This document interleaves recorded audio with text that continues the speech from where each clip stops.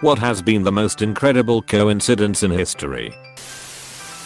What about the twin brothers back in the 70s? One was hit and killed on a moped by a taxi driver. Almost a year to the day later, the other brother was hit and killed on the same moped by the same driver carrying the same passenger. That's some coincidental shit. A mate's dad, a lawyer, once dialed the number of a client. A doctor, a woman answered. Sounded a little confused, but said that yes, Doctor / name was there. When the doctor came on the line he sounded a little confused too, but they discussed the case. At the end of the call, the doctor said, "By the way, how did you get this number?" "You gave it to me," said my mate's dad. "No I didn't. I'm on a house call." The lawyer reads back the number. They realize he had misdialed. My brother had just moved, so I didn't know his phone number. Pre-cell phone days. I called information and asked for the phone number for brother's full name. I called the number and a guy answers. Me, "Hey, guy. How ya doing, guy?" Fine. "How are you?" Me, "I'm thinking he doesn't know who I am. No caller ID. This is Texan. I'm thinking about coming into town to see you. What are you doing this weekend, guy?" "Oh. Hi Texan. This weekend. Nothing much." The conversation goes on a little while longer until I asked, "How's the wife and kids?" He doesn't have a wife or kids. He figures out we don't know each other. When I asked information for the phone number, she misunderstood the last name. So she gave me the wrong phone number. The first name was correct though. Guy, on the other hand, had a friend named Texan who would periodically call and invite himself over for the weekend. We both had a good laugh about it. We hung up, and I dialed information again. Spelling the last name. Edited because Fonda is not yet a word. After his sister's suicide, a man vowed revenge on Harry Ziegland, the sweeter who had broken his sister's heart, prompting her to take her life. The brother shot at Ziegland, who fell to the ground. Believing his task done, the brother shot and killed himself with the same gun. However, the bullet meant for Ziegland did not strike him. Instead, it lodged itself into a nearby tree. / 03 years later, Ziegland was working to clear that same location and used dynamite to remove the tree. The explosion sent the bullet flying, striking, and killing Ziegland. There's a whole thing with the King of Italy meeting his doppelganger. They had a ton of life experiences that were identical. Family names, birthday, home locations. They got murdered the same day. Victor Emmanuel II. For anyone that wants to look it up. Edit, Umberto I, not Vic II.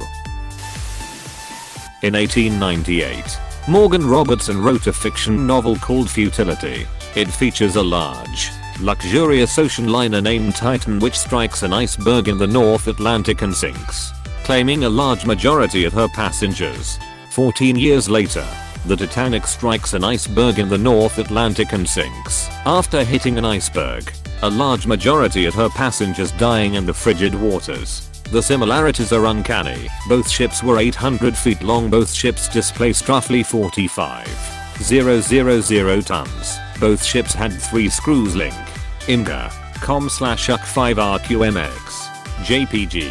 Both ships did not have enough lifeboats for all passengers and crew. Both ships struck an iceberg and sank in the month of April. Both ships struck an iceberg and sank in the North Atlantic. Both were 400 nautical miles from Newfoundland. Both ships struck the iceberg on their starboard side. It's incredible. At Tsutomu Yamaguchi, it was August 6, 1945. Another successful day of a 3-month-long business trip in Hiroshima when bam, the city gets nuked. He's burned and has ruptured eardrums, but thankfully still alive.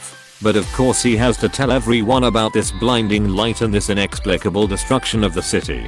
Time to go home and heal up. Right, nope. August 9th, 1945. Just as he is telling a friend about his incredible experience, Boxcar drops a nuclear turd and destroys his hometown of Nagasaki. Edit, yes, by divine intervention. He survived the second bombing and passed away just a few years ago. Hitler and Stalin both lived in Vienna at the same time and frequented the same park. Trotsky also lived there, along with a few other future WWII leaders.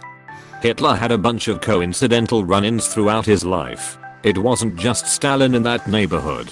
Trotsky, Tito, and Freud lived in the same neighborhood of Vienna at the same time. 1913. Earlier in his life, Hitler attended the same primary school as analytic philosopher Ludwig Wittgenstein. They were even in the same class together. Wittgenstein skipped ahead a year, and Hitler was held back one. There's even an unfounded conspiracy theory that Wittgenstein was the reason Hitler became anti-Semitic. Wittgenstein was rich, Jewish, and a total bully and arsehole. Edit. 1913. Not 2013. Stalin, Trotsky, and Tito weren't a bunch of time-traveling communists on an adventure with their psychologist friend to hunt down a time-leaping mustachioed fascist. During the Civil War, the life of President Lincoln's son, Robert, was saved by Edwin Booth, the brother of the man who would later assassinate Lincoln, John Wilkes Booth. Oh. Also, Robert Todd Lincoln visited his father's death after Abe was shot. Then like 20 years later, was standing next to Garfield when he was shot. Then 20 years after that, was in Buffalo. As was McKinley. When McKinley was shot, poor guy got a complex, too. Was invited to some fancy White House thing years later, and wrote a letter literally saying, if only they knew how bad he was for presidents, they wouldn't invite him. In 1838 Edgar Allan Poe's only novel was published. One of the plot lines included a shipwrecked crew who drew straws to see who was to be eaten. Richard Parker was the character who drew the shortest straw and was eaten. In 1884, a yacht sank in a storm, and the 4 men survived stranded on a lifeboat. One of the survivors, a 17-year-old boy, fell overboard and drank some seawater to quench his thirst. As he started to deteriorate quite quickly, the others chose to kill him and eat him before he became too sick. That boy's name was Richard Parker. Monty Python even wrote a sketch inspired by the shipwreck, and that's why the tiger is named Richard Parker in Life of Pi, because the author was fascinated by so many Richard Parkers being shipwrecked. There are apparently several other instances. My dad grew up in Hong Kong. He had a very close friend in high school. They drifted, but my dad did invite him to his and my mom's wedding. They hanged out a few times, but stopped all contact after that. A few years later my dad immigrated to Canada with my mom. They had me and my little sister and we lived in the city of Vancouver. 2 years ago we moved to a new house in a city right beside Vancouver. The week after we officially moved in, my dad was taking out the trash. He heard someone yell out his Chinese name, which is odd, since not that many people called him by it. He turned around, only to see his old high school friend again. Turns out his friend also immigrated to Canada, and not only that, lived in the house directly beside ours. He also has a son and a daughter, both around the same ages as me and my sister. This was the first time my dad had seen his friend in over 25 years. Richard Nixon meeting Louis Armstrong at a New York airport in 1958, just before he was about to get caught in security with 3 pounds of marijuana. Nixon offered to carry the bags without knowing their contents, and Armstrong got his pot through airport control. In the months leading up to D-Day in June 1944, 3 of the 5 code names for the beaches where the amphibious landing would take place, Gold, Sword, and Juno, showed up in the crossword puzzle of the Daily Telegraph, a British newspaper. MI5 got involved and arrested the editor on suspicion of espionage. Turns out the man was completely innocent and just happened to have those words in the same paper in those months. A personal, mildly interesting coincidence. My birthday is February 14th, 1990. My uncle's birthday is February 14th, 1960. His uncle's birthday was February 14th, 1930. My favorite is Wilmer McLean. First Battle of Bull Run, called Manassas by the South, was partially fought in his front yard. Saying F this, he bailed and moved deeper in the South to get away from the war. Moved to a small town and took up residence at none other than Appomattox Courthouse, where the Union chose to sign lease surrender. The war began in his front yard and ended in his living room. Heard this on NPR a few weeks ago. A woman once wondered how a person knew who they should spend the rest of their lives with, so she wrote her name on a few dollar bills with a Sharpie. Years later, a guy she was dating gave her one of the bills framed and said, "Hey, look, I found a dollar bill with your name in it." She married him and didn't even tell him the story until after the wedding because she didn't want to freak him out.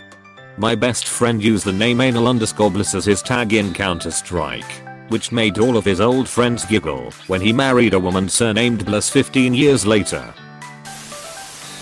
Thomas Jefferson and John Adams both died on the same day, which happened to be on the 4th of July 1826 of all days, 50 years to the day after they both signed the Declaration of Independence. I saw this documentary about 10 years ago about coincidences, but I was just a kid and I've forgotten the details. The gist is that an old man was having a life-threatening emergency at home, I forgot what, and decided to call someone, I forgot who, for help. However, he dialed the wrong number. The number he dialed turned out to be a payphone somewhere, and his son just happened to be walking past that payphone when it rang, and he answered it out of curiosity. Crisis averted. When Mark Twain was born in 1835, it was on the day of the appearance of Halley's Comet. He died on the day it next appeared in 1910. /0 on top of that. He predicted his own death saying, "I came in with Halley's Comet in 1835. It is coming again next year, 1910. And I expect to go out with it. It will be the greatest disappointment of my life if I don't go out with Halley's Comet. The Almighty has said." No doubt. Now here are these two unaccountable freaks. They came in together. They must go out together. Apostrophe. I'm late to the show, but my family's own story of coincidence. When I was only 2/0 my crazy parents bought a sailboat wrecked in a Florida hurricane. It was a beautiful 43 feet fiberglass antique vessel with massive holes in the hull. They spent 6 years fixing it up before taking the family on a sailing trip across the Pacific. We sailed from the western seaboard to Hawaii, through the islands, and then stopped in New Zealand for the storm season. We were going to be in New Zealand for 6 to 7 months, and decided to purchase a used car for our stay, so we had a way to get around. The used car salesman told us that he used to own a sailboat, and asked us what type of boat we had, to which we replied that it was a Hans Christian's. He enthusiastically replied that he also had a Hans Christian sailboat, which we thought was just used car salesman bogus. He told us that his boat was in Florida when a hurricane came through and threw it on the shore, making it was an insurance write-off. But he couldn't remember the name. When he finally remembered, he called out to us while he was leaving that his boat's name was Free Alphin, the former name of our sailboat.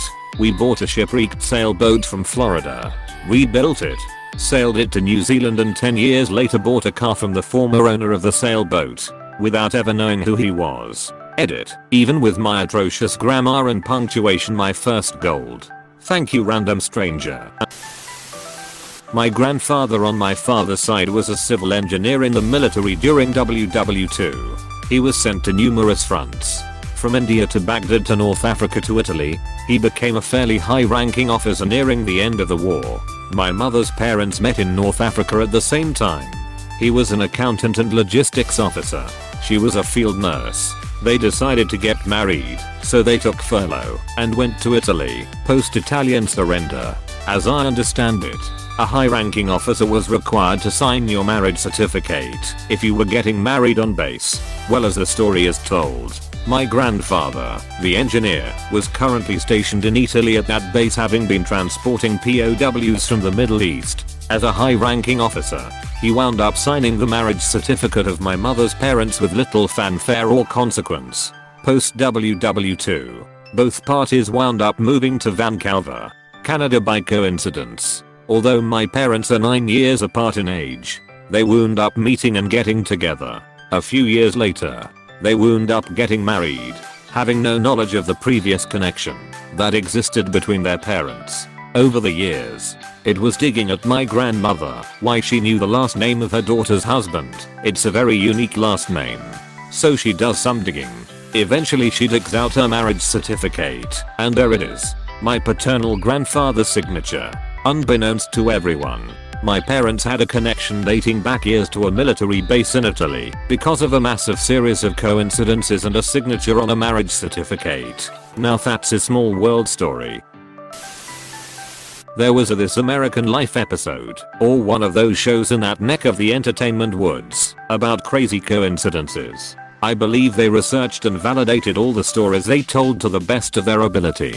My favorite story was about a man and woman met in college, fell in love, dated for a few years, then got married.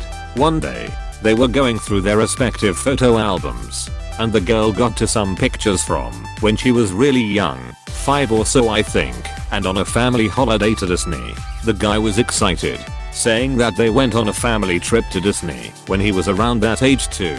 So he finds his photos of the vacation, and in the background of one of them is his now wife being pushed in a stroller by her grandma. Sorry if I butchered the details. I heard this a long time ago, but even if some of the specifics are wrong, the broad strokes are still pretty amazing. My dad used to have a photo of my brother and I watching a demolition when I was around 8. In the background was my husband and his father. He didn't even live in my town. We didn't meet until 10 years later. It's a small world. About 3 years ago my brother tried calling his girlfriend. They both live in Portland, Oregon. Instead dialing the wrong number. It was a radio station in LA, and he had won a trip to the Bahamas and was on air for being the correct sequential caller. Hey, thanks for watching, and don't forget to subscribe.